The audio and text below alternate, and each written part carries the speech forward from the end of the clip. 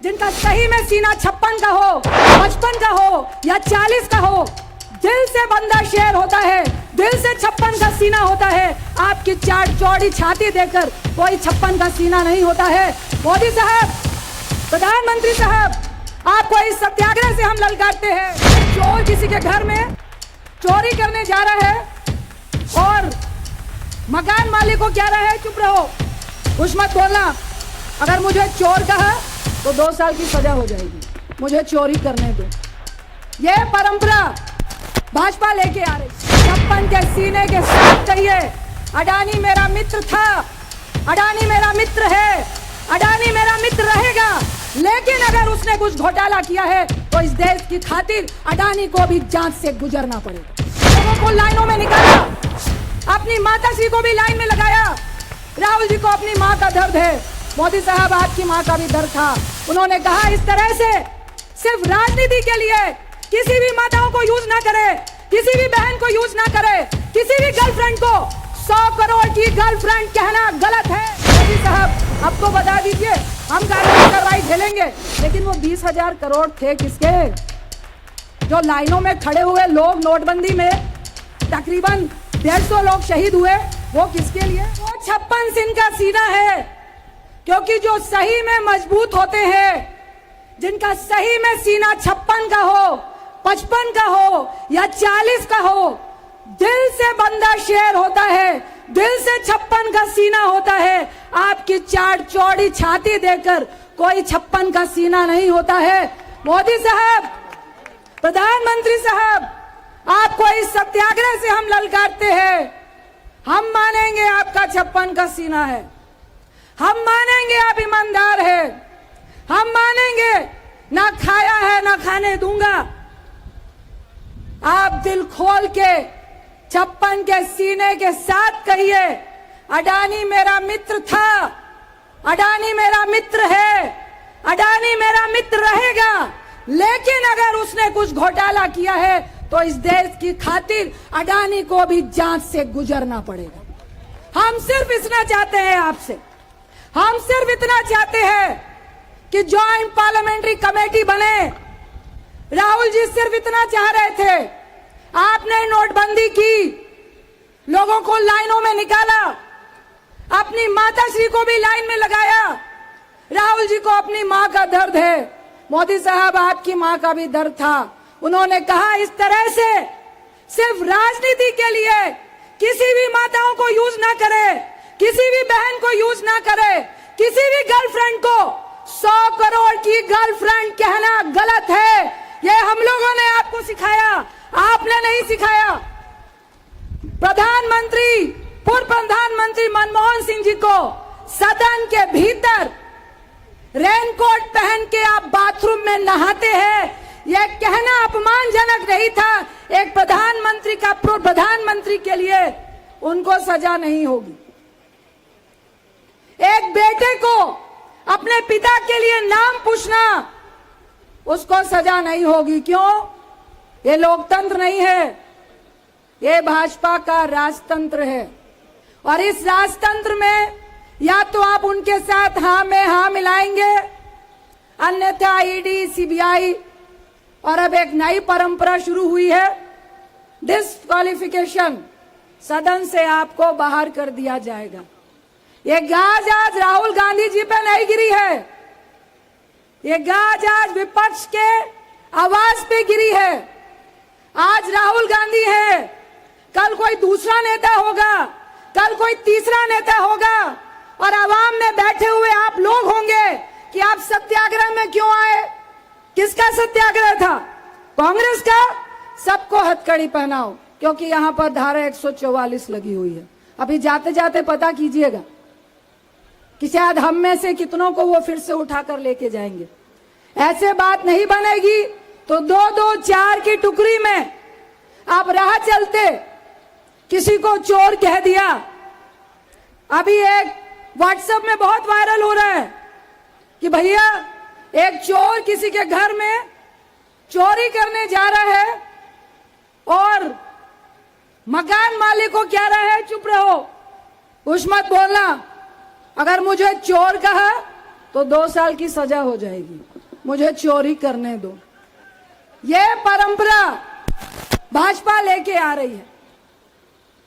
हमारी बहन प्रियंका जी बोल रही थी, सही में सबका दिल भराया। जो उन्होंने बोला बिल्कुल सही बोला, दिल से बोला, और दिल की आवाज हर व्यक्ति के दिल में लगती है, क्योंकि ये कोई ढकोसला नहीं है, ये झूठा भाषण नहीं है, ये जुमला नहीं है। जिस परिवार ने खून देखा है, शहीदी देखी है, वो दिल से बोलेगा, उसको रोष होगा। जिस परिवार ने इस देश को सींचा है, उसको दुख होगा। जिस परिवार ने इस देश में अनाज दिया, आजादी के बाद जब हमारे देश में अनाज नहीं था, अनाज का कटोरा बनाया, उसको दर्द होगा। जिस परिवार ने बैंकों का राष्ट्रीयकरण किया, उसको दर्द होगा। मीडिया वाले मेरे भाई सोच रहे होंगे कि मैं गांधी फैमिली की बात कर रही हूं। नहीं भाई, मैं गांधी फैमिली की बात नहीं कर रही हूं, क्योंकि गांधी फैमिली में सिर्फ मैडम सोनिया गांधी जी नहीं है, प्रियंका गांधी जी नहीं है, राहुल गांधी जी नहीं है। हर देश का व्यक्ति जो सेकुलर है और देश को जात पात से अलग लेके चलना चाहता है, वो सब गांधी है।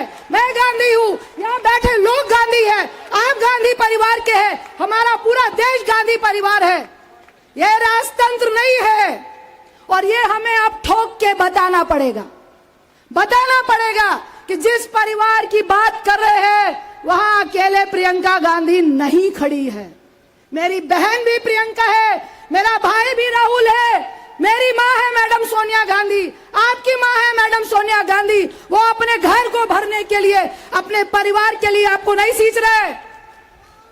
इस देश में लोकतंत्र जिंदा रहे, अपने देश के व्यापार को बढ़ाने के लिए राजीव गांधी जी ने शहीदी नहीं दी, इंदिरा जी ने शहीदी नहीं दी। इस देश को सींचने के लिए उस परिवार ने इस देश को परिवार बनाया, और पूरा परिवार गांधी परिवार है। ये आप सुन लो, आज के बाद जब भी आप गांधी परिवार की बात करो, तो ये जवाब भाजपा को नहीं देना है, ये आपको देना है कि मैं भी गांधी परिवार हूं, तुम भी गांधी परिवार हो। यहाँ पे देश का हर शख्स बैठा हुआ गांधी परिवार है, क्योंकि गांधी परिवार एक आइडियोलॉजी है, जुमला नहीं है, भाषण नहीं है, 2 व्यक्तियों की पार्टी और जागीर नहीं है। ये देश जिसको मन आया उसको इस देश की जायदाद को लुटाने का नाम गांधी नहीं है, गांधी परिवार नहीं है। ये बात अब आपको समझानी पड़ेगी। आज हम यहां सत्याग्रह कर रहे हैं, हमारा आग्रह है, जो राहुल जी ने बोला, डरो मत, उनकी बात का जवाब दो। उनकी बात का जवाब उनकी बात से नहीं। जब वो कहते हैं, राहुल गांधी ने यूके में क्या बोला, आप बोलिए आपने 2 करोड़ नौकरियों के लिए क्या बोला। राहुल गांधी ने सदन में क्या बोला, आप बोलिए आपने महिलाओं के गैस सिलेंडर के लिए क्या किया। जब तक आप ठोक ठोक के उन्हीं के वादों की याद नहीं दिलाओगे, तब तक वो आपके साथ खेलना बंद नहीं करेंगे।